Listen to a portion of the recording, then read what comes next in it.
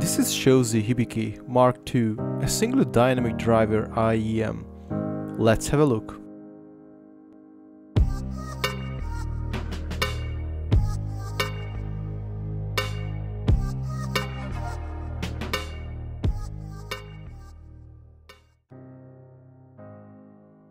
So this is Mark II, which means the second edition of the previous version, the SHOZY HIBIKI. What are the differences, you may ask, in the first place? Well, not much in terms of specs. It has the same single dynamic driver as its predecessor, and sound quality is also the same. As you might already know, I'm quite of an OST genre lover, so I tested this in mostly with these types of songs. Absolutely simply superb. Highs are just right, no fatigue feels, which is very good in my mind.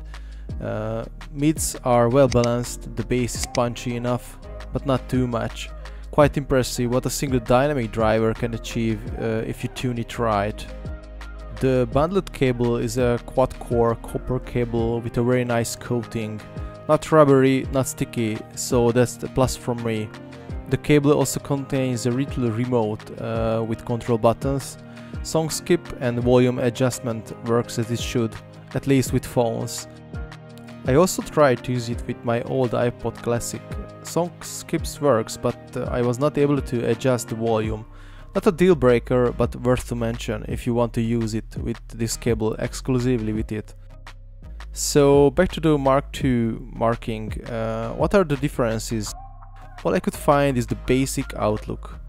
The previous model has its almost rubbery but smooth coating, which might feel and looks good at first, but I'm pretty sure over time it will peel off and will look ugly for sure.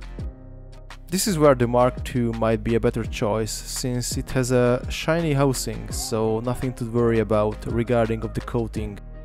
Both have the same carbon shield, whereas the Mark II has a different logo on it, also to distinguish the difference between the two models. The whole body is slightly big, almost similar to the KZ-ZS10. If you have small ears, keep in mind this can be a trouble, otherwise it fits well and comfortable to wear. After a long music listening session, which counted around 3 to 4 hours, I feel zero fatigue no matter what types of genre I listened. This is a really good all-around IEM, and at around $60 price range this is a really good deal. If you already have the previous version, then it might not worth the upgrade, otherwise it will worth every penny, I guarantee you. As always, if you have any questions regarding this product, just ask it in the comment section below and we'll try to answer all of them. And also, if you like this review, please give it a thumbs up and please subscribe to the channel to bring you more awesome tech reviews for you. Thank you and have a nice day.